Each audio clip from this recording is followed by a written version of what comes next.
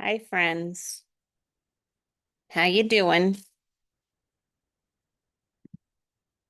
Pretty decently? You're smiling at me. I accept that offering. Thank you. Thank you. Garrett, you're back from the potato harvest. How was the harvest? It was pretty good. Good. I'm so glad to see your face again. All right, I'm looking up my get to know you questions right now because I have gone off of the tab. I would like to say something that I know will irritate Tyler's an exceptional amount. Are you ready for this? I have 217 tabs open on my phone.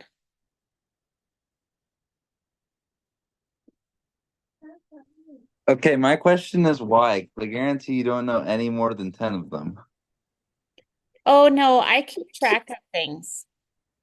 This is like I have crochet patterns that I have to keep up till I finish the project. Currently, I have two websites with get to know you questions for this class on. I research different places that I want to go and see. It's just a lot of stuff. I have three tabs open about Oklahoma Wesleyan University soccer. I mean, it just happens. It's necessary. So, all right. It's Yeah, what? what? What Oh, were you? I'm still unmuted, dang it. You said that it's on your phone, right? It's on my phone. I That's also what makes it even worse, Adam. I have let me count. Hold on. One, two, three, four, five, six, seven different windows for Google Chrome open, and each one of those has multiple tabs. How does your phone run it? I don't know. It's possible that's why it does some weird things every once in a while. Just so that you know, my husband is also sitting right over there and he has opinions about this too. Yeah, every time I have my mom's phone, I just go ahead and like close everything for her. Don't close them. She might need them, Kenna. Sometimes she gets mad, and other times she's like, "Oh, thanks." Oh, It's a 50-50. I would be angry. I mean, we all know that I have things that make me angry in general, but and they may or may not be reasonable, but I definitely would be mad at you if you did that to me. Just so you know. How do you irritate me? You close my tabs. Okay, I'm trying to make all of this work together. There we go. Okay. Jack, you're alive. You're not dead anymore. Barely. I Barely. thought I was dying there for a little bit. Your mom sounded like she thought you were dying there for a little bit. I was not doing very good. I'm so sorry, but I'm glad that you're alive now. It's very important to keep that high on our priority list. So, okay, 1, 2, 3, 4, 5, 6, 7, 8, 9, 10. Isabella and Patricia are in Boston. So this is all of us. We are all here. Um, this is when we ought to play our game with all of the buzz-ins because they were like dominating at it. Now everyone else would have a chance. But we'll do that another time. That's not today. Okay, we are picking out of the bag for your get to know you questions. Prepare yourself. Maggie, what was the hardest part of the past week for you? Probably leaving Mia in Oklahoma. I agree. I didn't like that either. All right, Adam, what kind of music do you like to listen to? That depends what mood I am in. So if I'm like doing soccer, then usually rap or something like that. But if I'm just like chilling at home, then probably country. Okay. Okay. Maya, if you could be an animal for a day, what would you be and why? Um, a panda because you can sit around and do nothing all day. I understand that. All right, Garrett, have you volunteered in your community? You're muted. Sorry about that. That's okay. Uh, Probably a lot. Probably around 100 times. Oh, is there one that you like more than others? Kids ministry in our church. Okay, awesome. Ryan, what do you like to eat for breakfast? I usually don't eat breakfast, but if I do, it's usually just like eggs or cereal. Okay. Okay. Tyler, outside of the classroom learning and this class specifically, what is your favorite way to learn?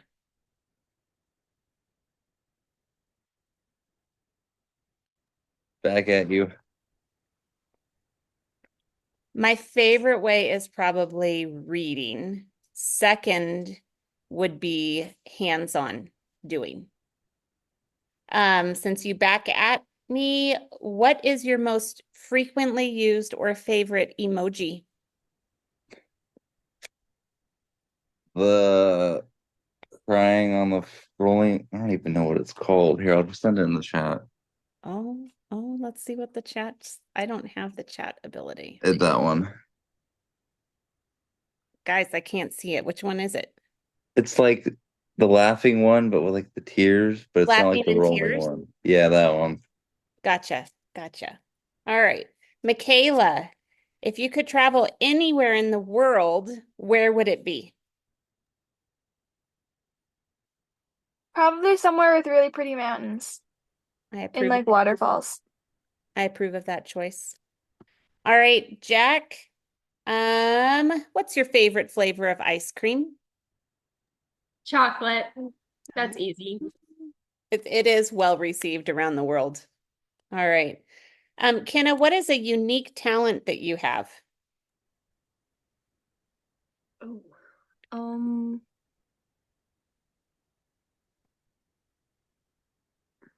I don't know, that's hard. Maybe rolling my R's, not a lot of people can do that. Okay. Are you going to exhibit, like demonstrate that for us real quickly? I could. Ooh, very nice.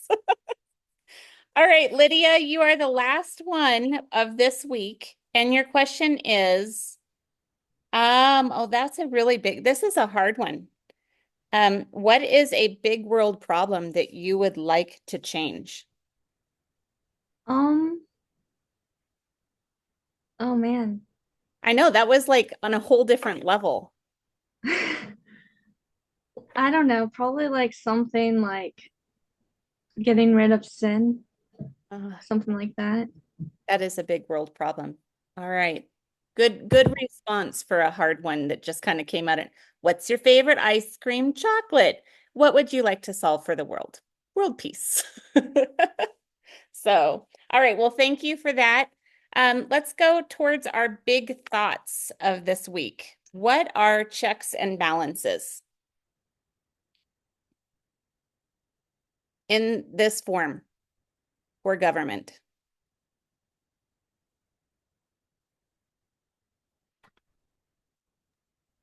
So, whenever you're talking about checks and balances, do you mean like literally or like what is an actual check or what?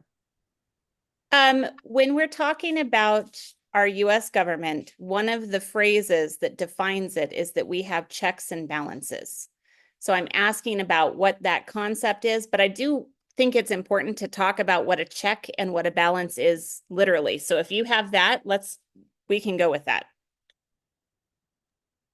Well, there's multiple kinds of checks, but normally, I mean, I just looked it up because we've had an extraordinarily busy week this week. It's been kind of a headache. So I actually was doing stuff last minute, sadly, but so I had to do, sorry. But examining something in order to determine its accuracy, quality, or condition. Okay. Kenna, did you have your hand up? Oh yeah, I didn't know if you could see me or not, so I was just gonna unmute. But it's like I don't know what like the actual definition is, but it's basically like a system where the branches of government can like check the other branches of government, like has power to like control them, I guess. Something like that. Yep. Okay. Any other concepts? one thing, I don't know if this is correct, but one thing that I heard in the video that we have to watch or the not, I think it was 10, but it was, oh, I think it was for like some trial or something. Say he kills a person, okay? One law might be, or for one state, it might be he gets 10 years in prison. Another one might be it's a lifetime in prison. Those two have to be the same for each of those two states. So I'm pretty sure they get linked with certain states, and those states have to be the same as the state it's linked with, so that they can't be like you murder someone in I don't know, like New York City or in New York, and all of a sudden you just like, oh, you have to pay a fine of $100. All of a sudden it's like, over there, it's a life sentence. So there, Yeah. so they're So trying to make sure that our states are in agreement. A word that would fit many situations of states needing to be in agreement is called reciprocity. Reciprocity. So reciprocal, which is a math term, right? So it means it's the same in one state as it is in the other. And like we agree, and that is reciprocity. The checks and balance system was suggested by John Witherspoon, who was basically a teacher of pastor, a seminary professor at the College of New Jersey, which is now Princeton University. One thing that came up a couple of times as I was prepping for this week is the idea that you may not realize a whole lot about the history of education in our country, which is something that I am absolutely fascinated by. So I will try to cut my enthusiasm a little bit short. But if you think, how many of you have read like Little House on the Prairie? Oh my gosh, my sister watches that show all the time. Okay, okay. In the books, in the movie, you will notice that Laura Ingalls Wilder, the main character, she starts teaching the schoolhouse when she's 16 years old. Now, how many of you guys are 16? Are you ready to go start teaching in the schoolhouse? Something has changed, right? Historically, something has changed.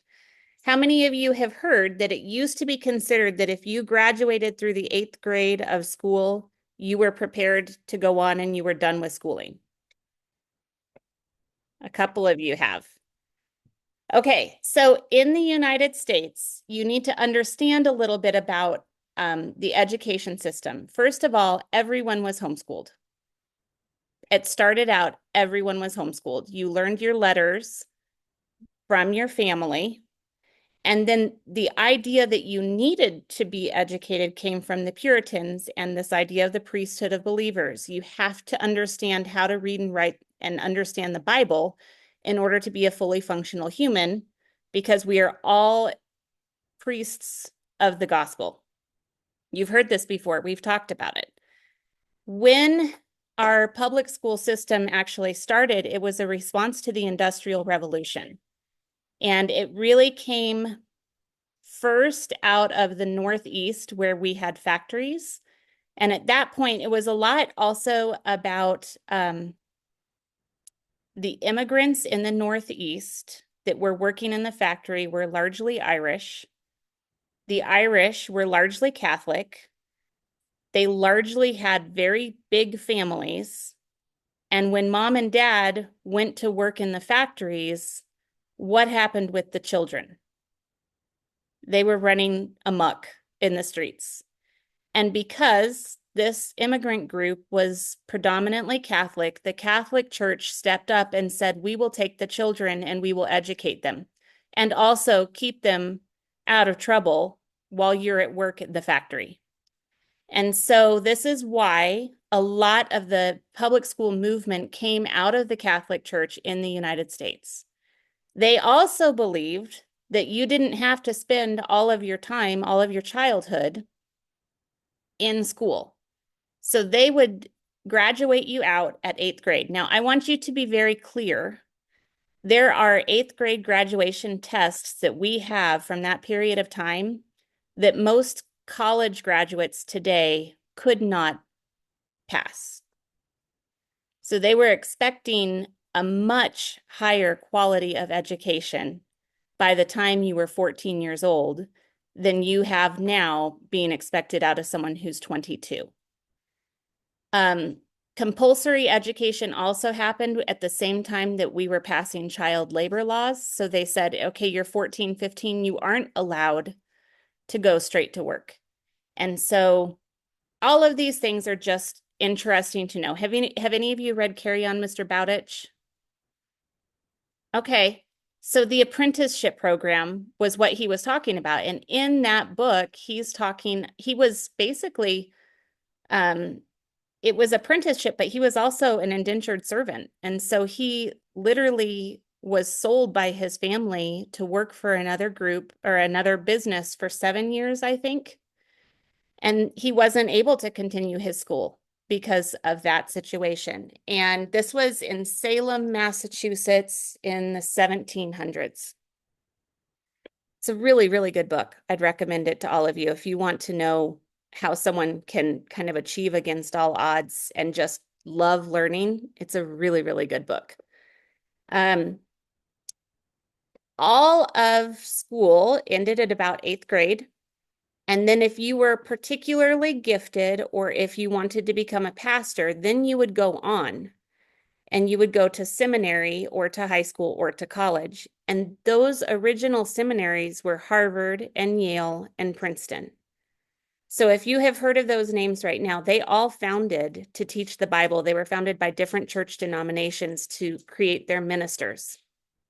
So Witherspoon was one of the professors at Princeton, and he was highly motivated by wanting to honor God and the Presbyterian faith there. And he came up with this idea of checks and balances, which is ways that the branches of government can slow each other down. So Congress can pass legislation, but the president can veto it and it won't happen.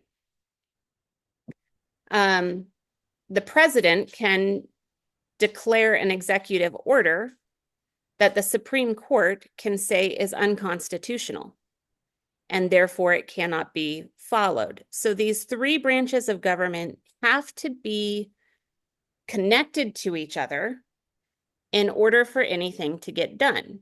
Now, mentally, when you hear a balance, can you see the scales? Have you ever played with scales? And you put things on one side or the other and it will balance itself out. Okay, so that's the idea is there are a lot of different priorities within the United States. We want them to balance each other out. The check, it's an old-fashioned term, but those of you who know horses, what do you know about a check rein or a balance rein?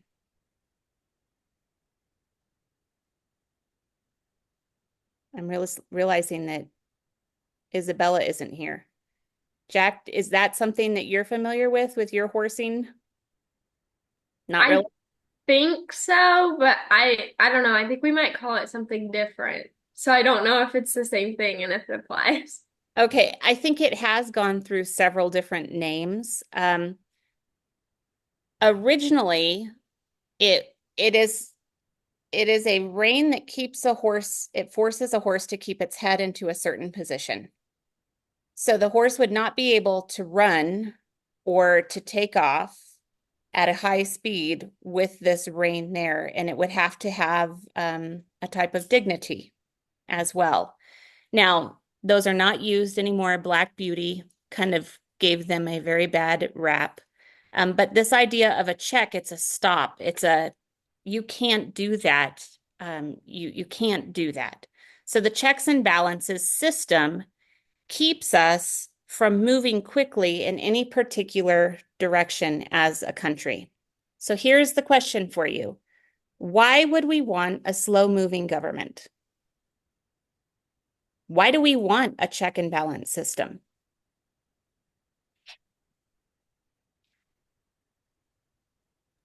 So we can think decisions through more clearly instead of just like, here's an idea, and then all of a sudden it happens. Mm-hmm. Absolutely. Can you think of any issues that have been talked about for a really long time that we still don't have any resolution on? Garrett? My answer wasn't going to be about that, but Okay.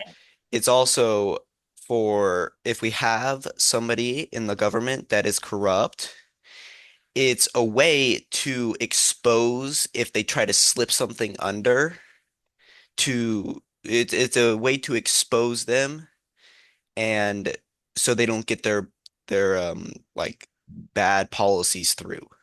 Hmm. And to put that into a whole different perspective, we went to the U.S. Holocaust Museum this summer. And one of the things that we learned about the Holocaust is that Hitler was in power in Germany for 4 months before he had completely replaced every part of the government of Germany that would have stopped him from taking control and creating the Holocaust. 4 months. The United States is not set up to allow that to happen. It's just a really shocking thing, but we have a system of checks and balances exactly to keep that from happening. If the president gets into office and they hand out political offices like Director of Homeland Security or Secretary of State, Congress has to okay those selections. So, and our Congress has 600 members in it representing the different states. So they have to okay it. You can't have a president who just puts in a new regime. You have to have 50 states sending 50 different types of representatives, plus that 600 or so. They all have to be in agreement in order for this to happen. You have to have US Supreme Court justices who have been appointed under different presidents and different political philosophies. They have to be in agreement. So we don't have a system that would be easily taken over without a lot of violence. And even then, it would be really hard. That's what checks and balances matter. And the other thing about why we would want a slow moving government is because it allows us to build consensus. People don't like to be told what to do, particularly people in the United States. And so if we all have to come to an agreement, even within this class, if I tried to get 2/3 of us to agree to something, do you think that it would happen immediately if it was a hard decision? I mean, if I said we never want to meet for class, we're done, everyone gets an A, you'd probably all be okay with that. But what if I said something like, well, for lunch, everybody has to eat chocolate ice cream every day for a month? Do you think everyone would want to eat chocolate ice cream every day for an entire month? Well, what would I have to do to convince you that we're going to have chocolate ice cream? I know Jack's on board already. That she's not 2/3 of us, though. If I'm on board, that's still not 2/3. We would have to have at least 7 of us decide that that's what we want to do for the next month. How likely do you think that that would happen fast?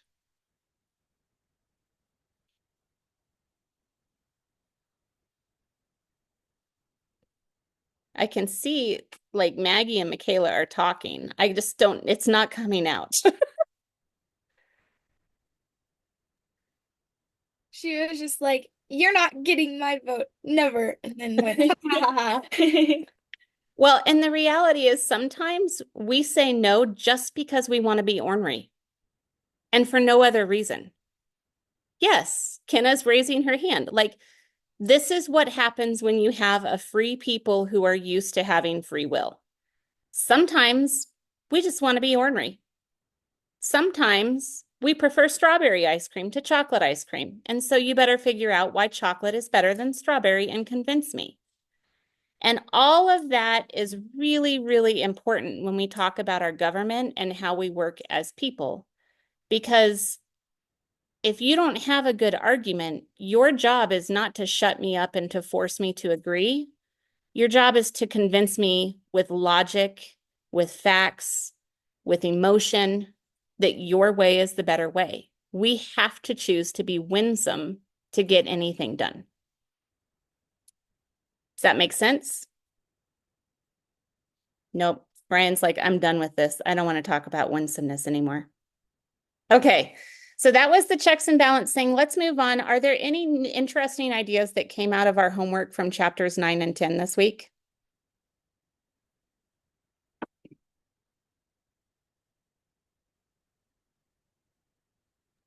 Something that was interesting to me was that Witherspoon taught 9 of the delegates for our country. That was just like super interesting.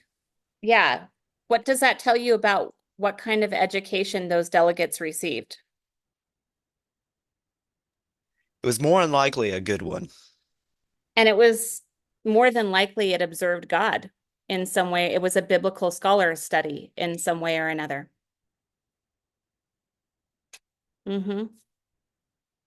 It also tells you that these people came out of the same mindset, the same select group of thought. So that would be maybe the negative side in some ways. They weren't really used to a great diversity of opinion. But I think that's really interesting. And if those of you who were able to complete reading the Tempest at Dawn book, Witherspoon is one of the characters in that book that was saying, how can you create a constitution while you're leaving slavery on the table? If you remember that, because there were people saying this is a moral problem. We cannot do this. And yet we ended up with 1808. Slavery was not allowed to be touched until 1808, like 30 years later. Any other interesting ideas?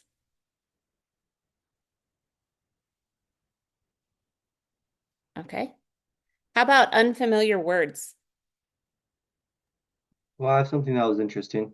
Oh, I'll back up. Tell me more. Sorry. Nope, that's I think it was, I actually just lost his name, but the dude that created evolution, Charles how, Darwin. yeah, Charles Darwin, how he was saying that, okay, if God isn't real or whatever, you'll find it in the layers. I forgot what it's called. But he spent like 40 years of his life, and no one ever know. I'm sorry, I'm tongue twisted for a little bit. That's okay. No one ever, he never found out. Gosh, I'm sorry, just come back to me. I'm sorry, I can't No, speak I right think I now. know where you're going for. He said that evolution would be proven or disproven if you could find the proof of the missing link between apes and humans. And to date, we have never found the missing link. Yeah, I can't Where speak you're that. going? Yeah, sorry. Yeah. No, that's okay. It's a really significant thing. So what was happening is we based an entire philosophy and thought process upon something, this theory of evolution that honored science over God. And it requires as much faith to believe in science as it does to believe in God. So, okay. Any ideas? We had some. What does extradite mean?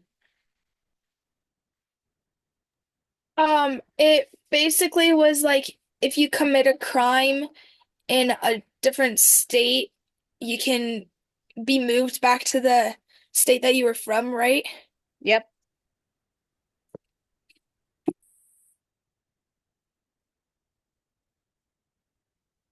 All right. And another one that we found, I've got to find it in my notes, usurpation. What does that mean? Usurpation was like to snatch. That's how we thought of it, is like to snatch stuff for other people. I can't spell C's apparently. How many of you watched Dora the Explorer? Okay, several of you did. Swiper no swiping. Swiper was a usurper. He was taking all of the things that didn't belong to him at all. He usurped Dora's items.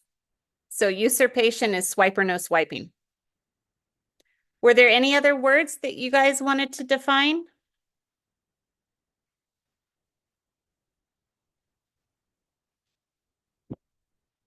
Okay. All right. So in a moment of truthfulness, how many of you were a little bit bewildered by chapter 9's lecture and what on earth it was doing to relate to anything? Okay. So we watched it together and I was like, what is this all about? I had no concept. And so I had to go back and study some more. This conversation about case law is a rabbit trail off of Article 3 of the Constitution and the judiciary part of our Congress or our government, the judicial branch. So I'm going to look through here. We've already talked about the original purpose of these colleges. At the point that the colleges changed to university in their name, that was pretty much when you can see the change from a religious-based organization to a scientific-based organization. Also interesting is that university is a word that we got from the German concept of government. So they were doing this ahead of us as a country. One thing that I think is really important because the president, Eliot, I think in that lecture, he came off as just kind of spontaneously saying, I hate God, I hate religion, I'm not going to have any part of it. But I think that if you put him in the context of other things that were happening during that time, you can understand a little bit more about what and why he was doing things. So Charles Darwin's Origin of Species, which we were talking about, that happened in 1859. So a little less than 100 years after we had had our American Revolution. The U.S. Civil War was right after that, 1861 to 1865. One thing I did want to point out is in our textbook, they refer to the Civil War as the war between the states. And that is something that I think I just want to flag for you because it was indeed a war between the states. Most people will refer to it as the Civil War, and there is a possibility that people who see that not as a states' right issue, but as a slavery issue, if you use the war between the states, they're going to believe that you support slavery. So it could have a little bit of a charged meaning for you, and I don't want you to run into that without an awareness that that is a particular thing that our textbook used that I just want to have. I want to note that you could use caution about that. So that happened in 1861 and 1865. In 1876, Philadelphia hosted the World Fair. Now, this is all happening during the Industrial Revolution, which people were super excited about. The whole life was changing a ton. And the world fairs were where the best inventors brought their things to show off. And so, like the Philadelphia World Fair, they introduced the telephone. That was where Alexander Graham Bell had his first completed telephone call. The sewing machine, which meant that you didn't have to make your clothing by hand. You could have more than like 3 shirts for an entire year. Screw cutting machines. So a machine to cut screws instead of having to fashion it, which allowed you to build and create machinery. They introduced some fun foods, popcorn, root beer, and bananas. There had never been bananas in the United States before that time. In 1893, at the Chicago World Fair, they introduced the zipper, dishwasher, Ferris wheel, fluorescent light bulbs, the color television, touch screens, and Cracker Jacks and brownies. I mean, you can just see that this was a really big deal. There was only hope in the future happening because there were brownies involved now. Yeah, I don't know how they could live without that. I know, just think of it. And you were living in a time when this was happening. So if you look back, I know several of us have watched Hamilton and they're talking about what a wonderful time to be alive in New York City. This is all happening. We're in the middle of it all. We had a war that destroyed families and destroyed a lot. And yet we had this invention, we had this enthusiasm coming for new things. We required people to have education.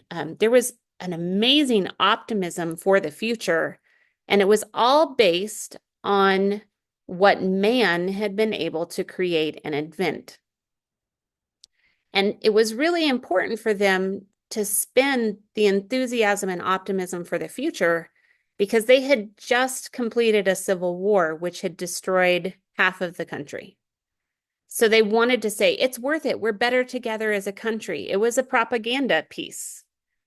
And I think that I think that these times come all the time. There's a biblical correlation between the Tower of Babel when we know that they had built the tower so high that God said, I'm going to separate them.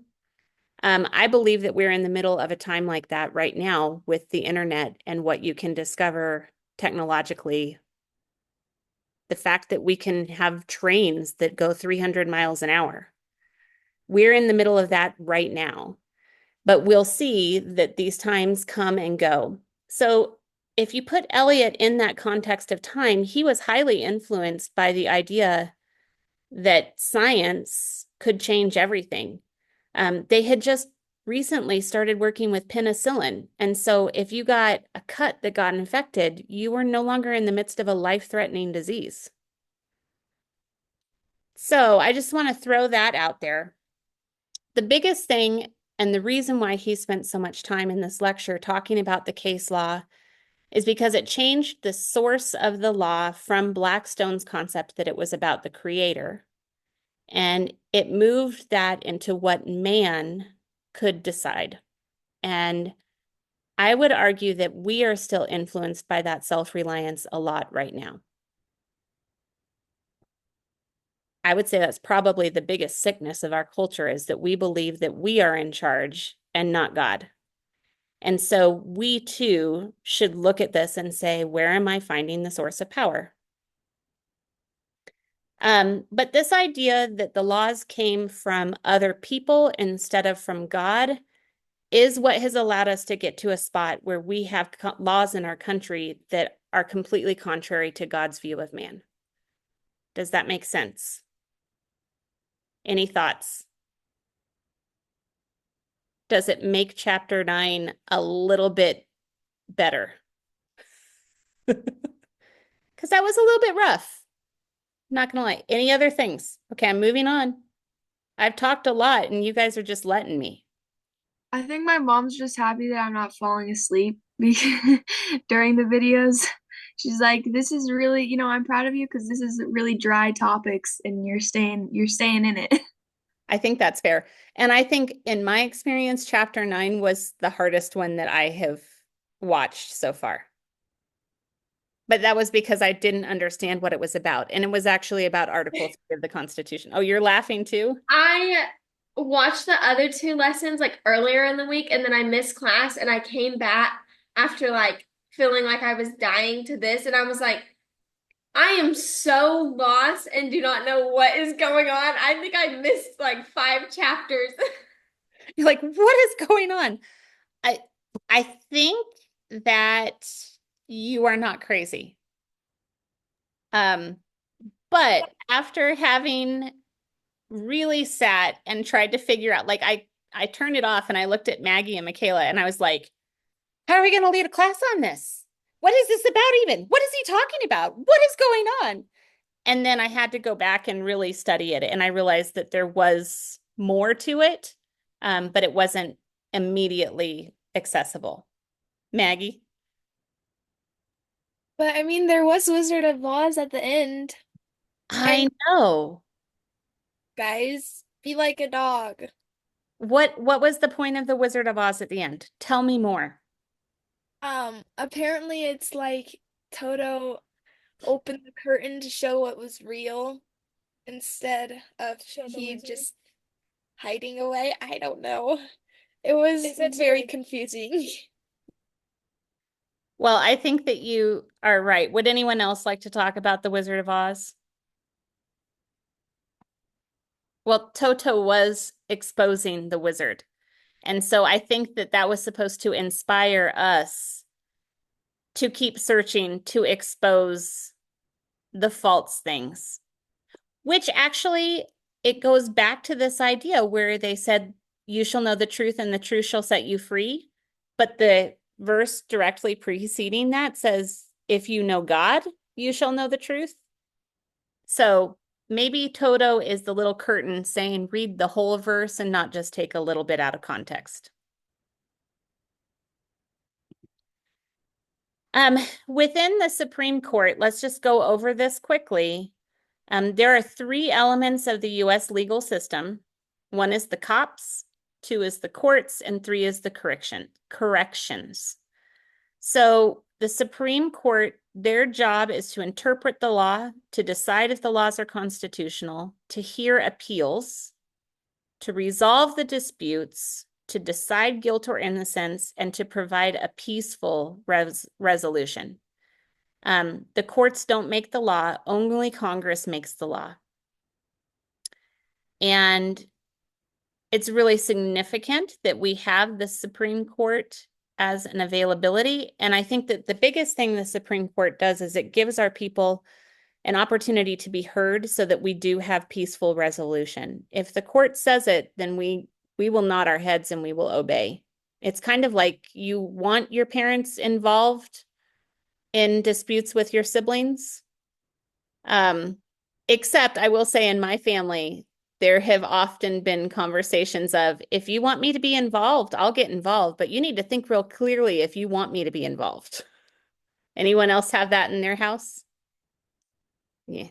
Yeah. So it's kind of the same way. It's maybe a little bit better for us to take things on our own before we go to the court, because once the court gets involved, the court is involved. So, any other thoughts about that? Okay. Article 4 was about the state relationships, and we have talked and mentioned that. Adam brought that up about that the states need to recognize each other's authority. Legal documents from one state are recognized and upheld by other states. So if someone died, they don't lose possession of land that they own in Missouri because they moved to Idaho. They still own the land in Missouri. This is important for driver's licenses. Can you imagine? We would not take road trips if you didn't have a driver's license for every state. We need that reciprocity for marriages. And they cannot limit the rights or privileges to the state resident only, which I think is something that I was like, is that true? Because I was thinking of state lotteries.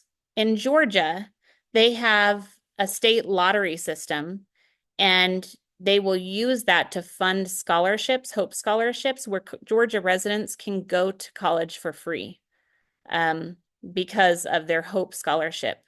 And I thought, well, that's not right because only Georgia residents can use the Hope scholarship. But I realized that it's the lottery system. Anyone can buy a lottery ticket in Georgia.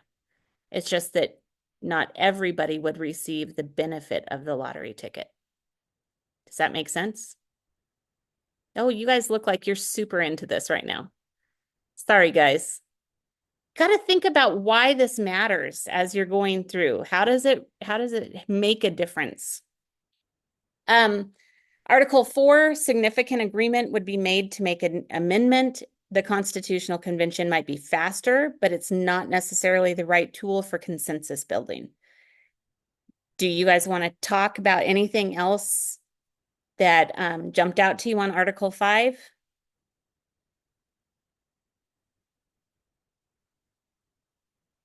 Okay. One thing that I thought was interesting about Article 6 in talking about general matters was this idea of an oath. How many of you have used the word oath in a normal sentence? Maybe ever? Okay, a few of you. Can I ask what you used your oath for?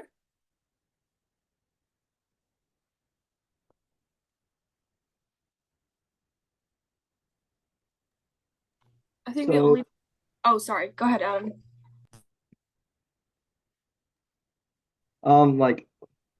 But oath, they basically promised something or they took an oath to say something and then like that. So for my thing is for a lot, we go to national parks and you have to take an oath there. So that's mainly what it is. You do. You take an oath as a junior ranger. Okay, Kenna, what were you going to say? And I know Garrett, you had raised your hand too. Oh, I was just gonna say I've mostly used it in a joking like way. Mm-hmm.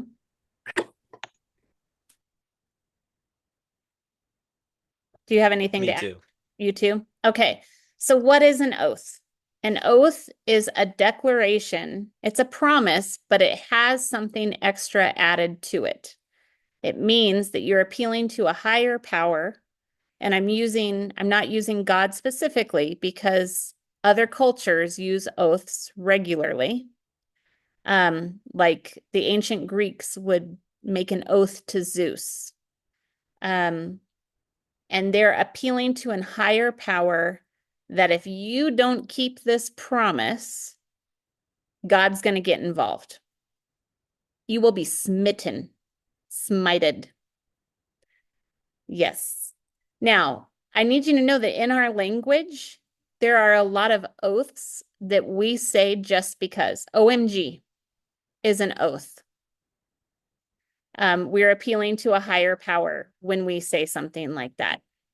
So I thought it was interesting that federal and state judges, legislators, and officers, their oath is to protect the Constitution, but there is no oath of religion or statement of religion or purpose on a federal office because most states are required, the states required the religious oath. They left the decision of the religious piece to the state governments rather than the federal. Why do you think that they would put it on the state instead of the federal?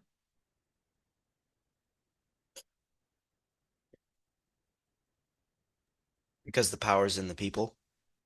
Absolutely. And those are the people who know you best, right? The federal government, they get together for Congress like 3 months out of the year.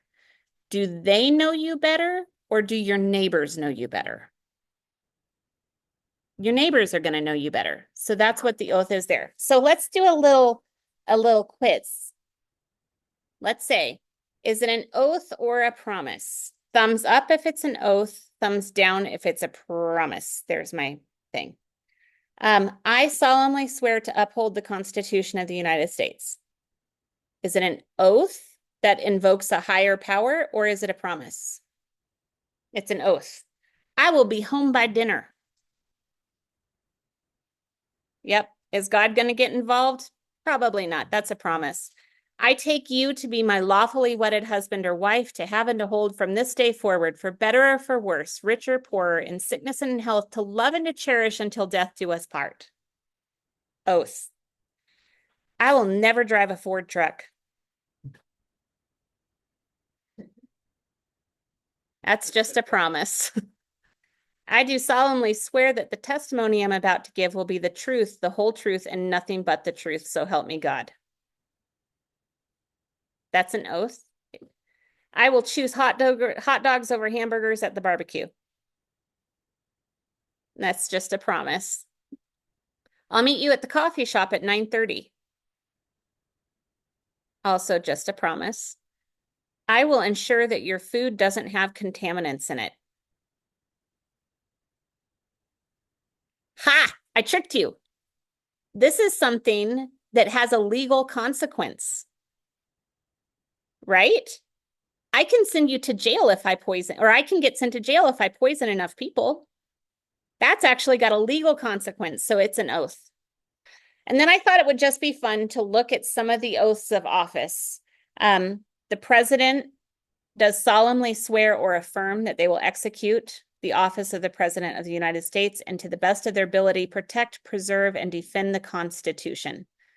The reason it has affirm there is because there are a number of people that think that oaths are not biblical and will not take an oath. And so we give, as a country, we give people the right to affirm instead of swear.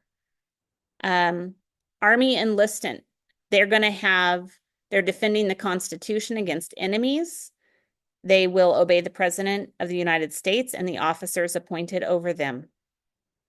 Doctors swear an oath to do no harm to people, that they will treat people with competence, that they will work together with them, that they will help their patients have educated rights.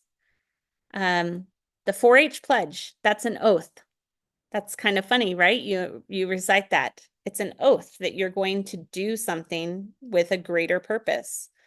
The Pledge of Allegiance is an oath of allegiance to the United States. Oh, I already did that one. I shall delete it. So I think that there's a question to say, should Christians take oaths? And that's something that I would encourage you to talk about with your parents if that's interesting to you. In the Sermon on the Mount, Jesus said, let your yes be your yes and your no be your no, and that you should not be taking an oath. So the premise that that's set upon is that if you are a Christian, you should always be so consistent in your words that an oath is not necessary. An oath gives you a little bit greater testimony. I swear I won't tell anyone about that. Well, why do you have to say I swear instead of I promise? Well, you need to have a little bit of backup that you're more serious. And a Christian shouldn't have that. They should already be making those decisions and having a reputation for reliability. I see what you're doing there, Maggie. Michaela, I see what you're doing there. This is a problem, guys. What are we going to do? You have the power to write on the slide all by yourself. Okay. I kind of rushed through a lot of that, and I felt like I was talking a lot today. So many apologies for that. Let me back up before we go over the homework.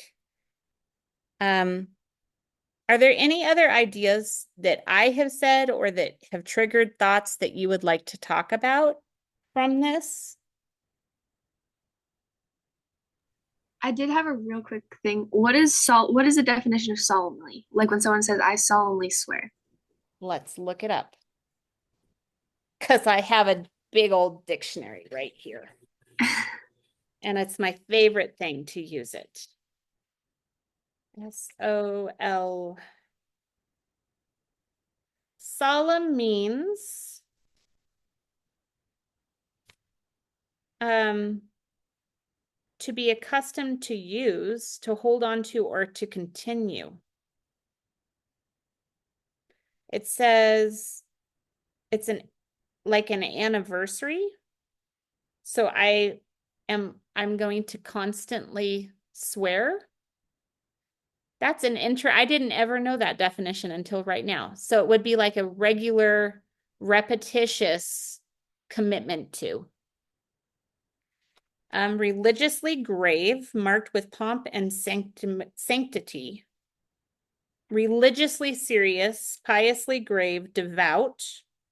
Reverent would be a synonym. Affecting with seriousness. So seriousness or gravity. Grave, sacred. The state or quality of being solemn and reverential. That's interesting.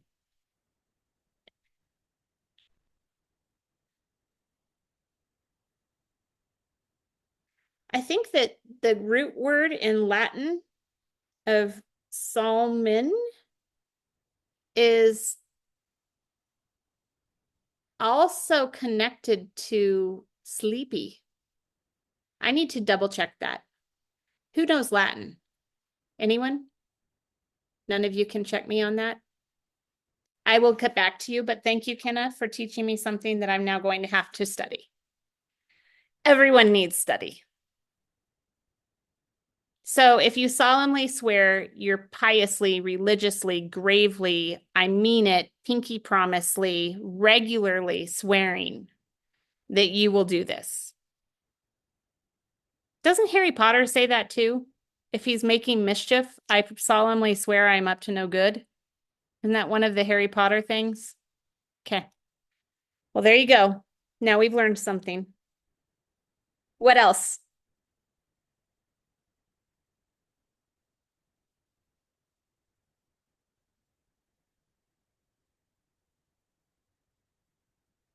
Okay.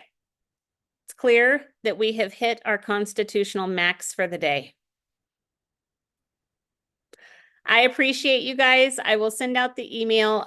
Stay on if you want me to go over the homework with you, because I will do that right now. And if you don't, you get 4 extra minutes today. Lucky you.